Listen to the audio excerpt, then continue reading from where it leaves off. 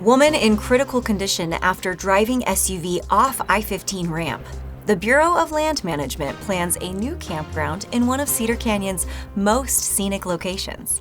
And your daily weather forecast coming up with highs, lows, and everything you need to know for the days ahead. You're watching St. George News at 5, brought to you by our studio sponsor, We Win Injury Law.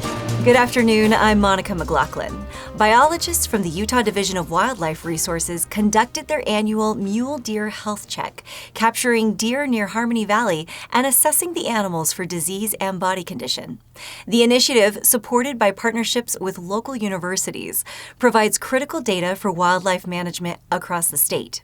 Here is Alicia Lundgren with more on this hands-on effort to monitor and protect Utah's mule deer population. The Utah Division of Wildlife Resources is conducting their annual mule deer checkups, catching deer with net guns and transferring them via helicopter to a staging area where they receive health assessments. Division wildlife biologist Jason Nichols talks about the work. So our goal today is to catch 30 deer on the Pine Valley unit, a mix of bucks, does, and fawns. So this process has many purposes. It started out as a survival study. It's also changed and morphed into a migration study. We are also doing some disease testing.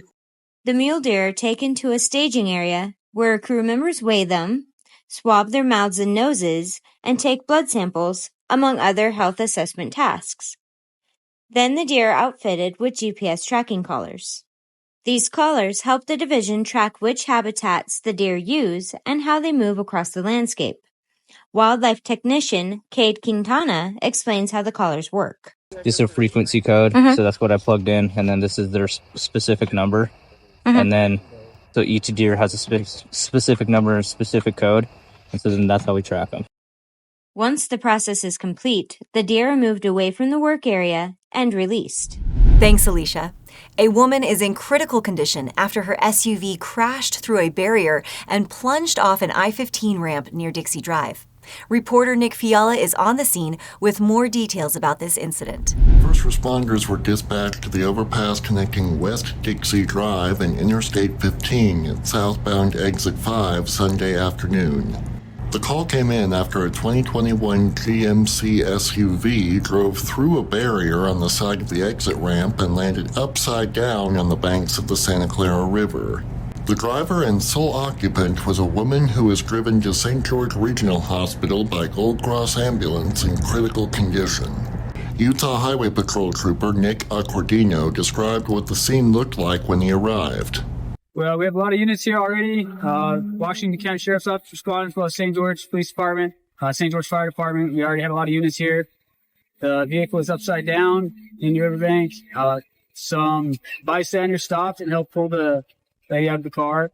Accordino said the authorities are still investigating the precise cause of the incident. Thanks, Nick. Now we'll take a look at your daily weather forecast, brought to you by Casablanca Resort and Casino. In St. George, it's currently 59 degrees under sunny skies. Tonight, expect a low of 35, and tomorrow will be mild with partly cloudy skies, reaching a high of 62 and a low of 41. Over in Mesquite, it's a lovely 66 degrees. Tonight's low will dip to 42. Tomorrow, look for partly cloudy skies with a high of 65 and a low of 43. And in Cedar City, it's 50 degrees right now. Tonight's low will cool to 30 degrees, and tomorrow we'll see a high of 56 under partly sunny skies with a low of 30. Now we'll head over to Aaron Crane for your local sports update, brought to you by Stephen Wade Auto Center.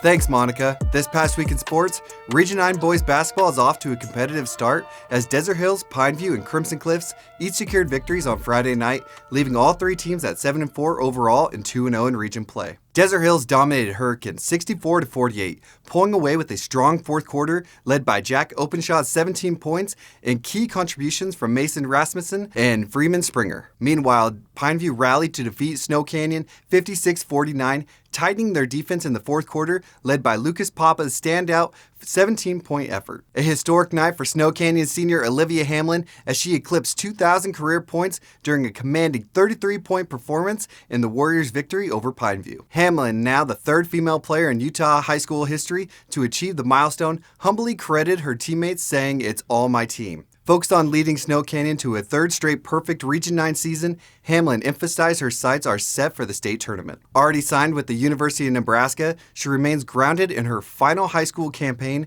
striving for another championship with her longtime teammates. Now back to you, Monica. St. George Regional Hospital is addressing the growing mental health needs of local youth with a new program set to launch next month. The hospital will open a partial hospitalization program and youth center designed for children and adolescents who require regular mental health treatment but don't need full-time hospitalization. Hospital Chief Medical Officer Dr. Patrick Carroll says the program will provide daytime therapeutic care and skills training, allowing kids to return home in the evenings. A ribbon-cutting ceremony is scheduled for January 23rd. The Bureau of Land Management has approved the construction of a new campground on 55 acres in Cedar Canyon, with the project replacing a previously proposed day-use site. The Coal Creek Campground will offer expanded recreational opportunities while addressing resource damage and illegal activities in the area. Alicia Lundgren joins us now with more on how this project could benefit both residents and visitors in southern Utah. First proposed as a day-use site, a 55-acre plot of land about 5 miles east of Cedar City in Cedar Canyon is now set to become a campground. Mike Innes, an outdoor recreation planner with the Bureau of Land Management, discusses the project. BLM is very excited about the project. This will be just another recreation amenity for the public and yet another opportunity for visitors to camp and develop campgrounds on their public lands. The location's really convenient and close to town, while also being in probably arguably one of the most scenic locations in the Cedar City field office. Innes added that the BLM is currently working on engineering and design, which he said is the first step towards making the campground a reality. Thank you for watching St. George News at 5. To learn more about our studio sponsor, We Win Injury Law, go to WeWinInjuryLaw.com. I'm Monica McLaughlin with St. George News, your #1 source for local news. This has been St. George News at 5, brought to you by We Win Injury Law.